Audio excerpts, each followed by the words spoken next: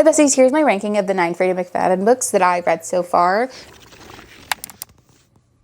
Freida is definitely one of my autobi authors, and I'm going to do just a little segments here of my rankings of the autobi authors that I have, because I have Freida, I have Riley Sager, I have Lucinda Berry, and a few others, but some of them might have to wait until later because like I have Elsie Silver, which I've only read her Chestnut Spring series so far, but I have like so many more of her books. Or Abby Jimenez, I've only read the Part of Your World trilogy world. It's not a trilogy, they're standalones, but within the same world.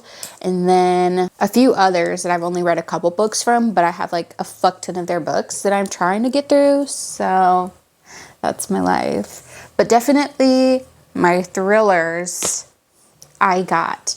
So let's go through them real quick. I'm gonna go from bottom to top. So bottom, I don't have it physically, but it is her novella, her Christmas novella, I guess, The Gift. And I listened to that today. It's at the bottom because it's just a quick novella. It's about this couple, newly married. The husband, he is currently in school. The wife, she works 2 jobs while he's in school. And so she is working Christmas Day and she's at a diner for her second job, and they're about to close, and she sees this very old lady sitting at one of the booths. She goes up to her and she's like, "Hey, we're closing." The lady looks like she died, and so she's freaking out. She's like, "Dude, this lady's dead."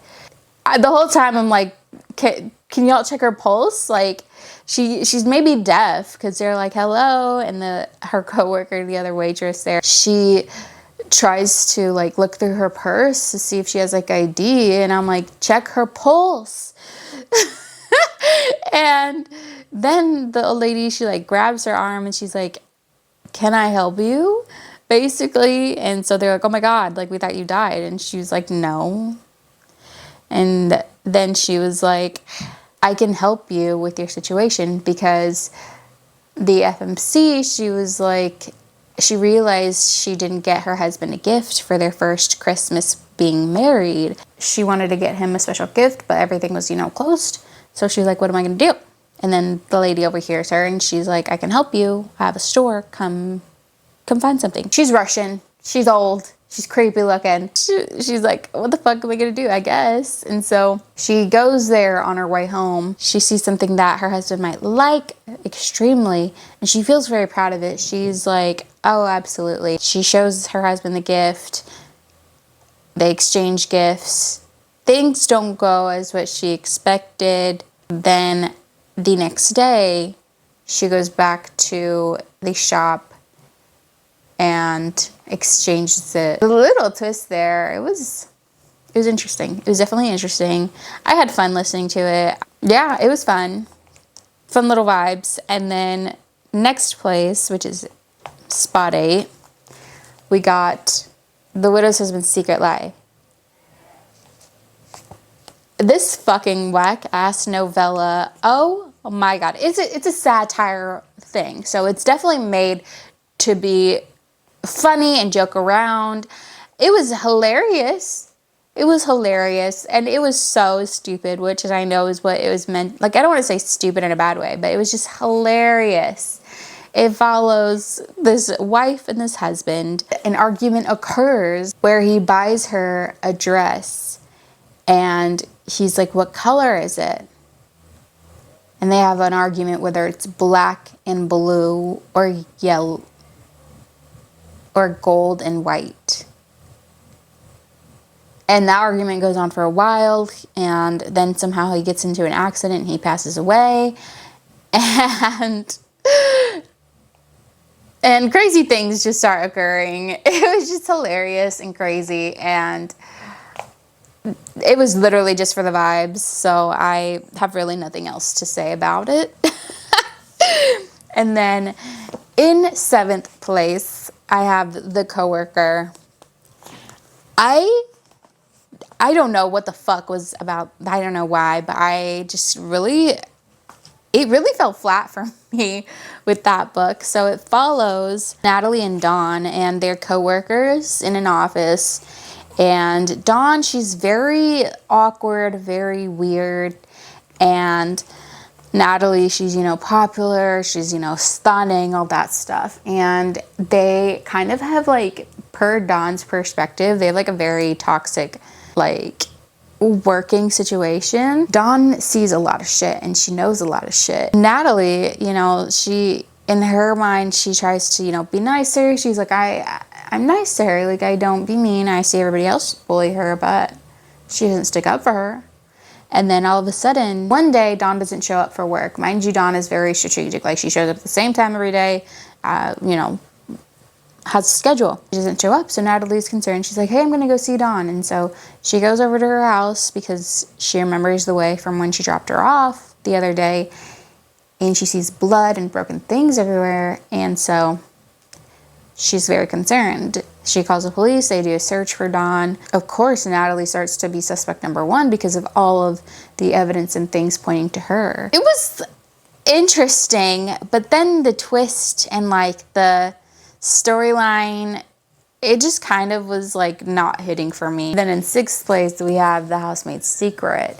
Don't get me wrong. I really enjoyed this. This is book 2 in the Housemaid's series.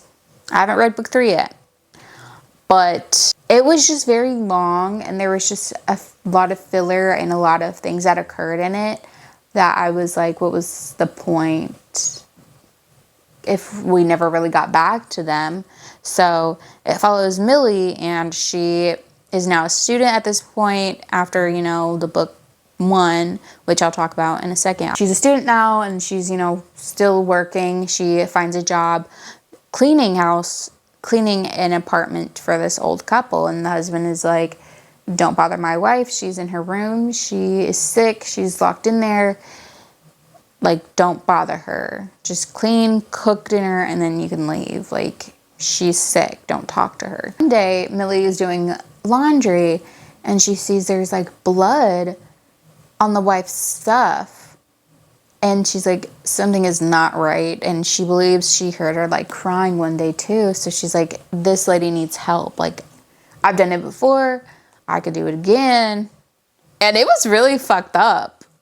I mean, the ending obviously was really good. It was just like the whole, like, beginning half. And I was just like, okay, like, what was the reason for this, for a particular character to be in there?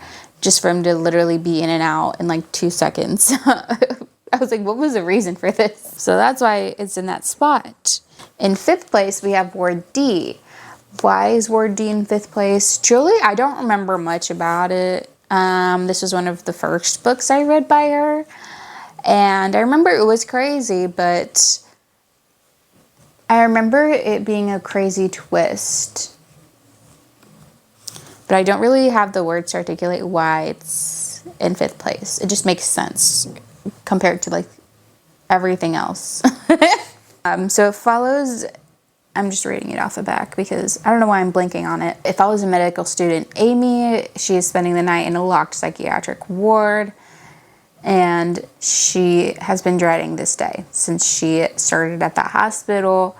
There are reasons why she never wanted to work the overnight rotation, reasons nobody can find out. As the hours tick by, Amy grows increasingly convinced something terrible is happening within these tightly secured walls. When patients and staff start to vanish without a trace, it becomes clear that everyone on the unit is in grave danger.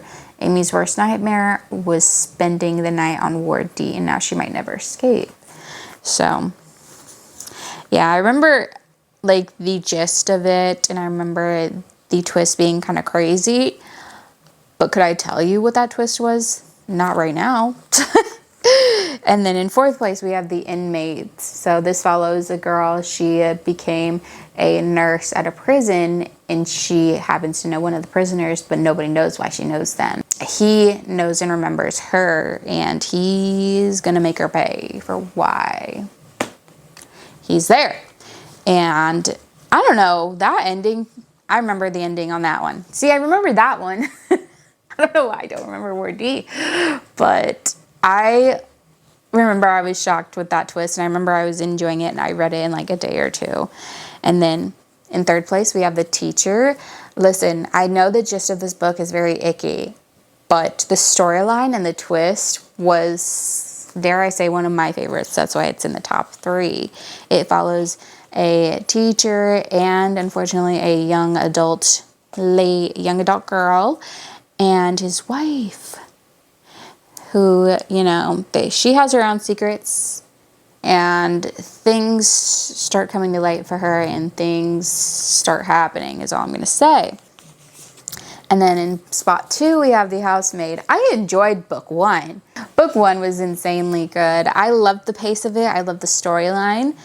And that ending, I loved it. It's definitely one of my favorites. But my top one is Never Lie, because the shock and twist I had from this book, like, I'm not gonna lie to you, I don't remember exactly what the twist was, but I remember I was gasping. I was screaming when I was reading this, and I love this book. So even if I don't exactly remember the twist right now, I remember it will always be my number 1. So yeah, that is my ranking of one of my auto-buy authors, Freida McFadden. I had like a quicker video of it on my TikTok, but this is a more spread out version as to why they're ranked the way they are. So yeah, thank you for listening. And if you want another one of these, if you want to see another one, I have Riley Sager that I can do next, or Lucinda Berry. Let me know which ones you want to see first, and I can do that. Love you, bye.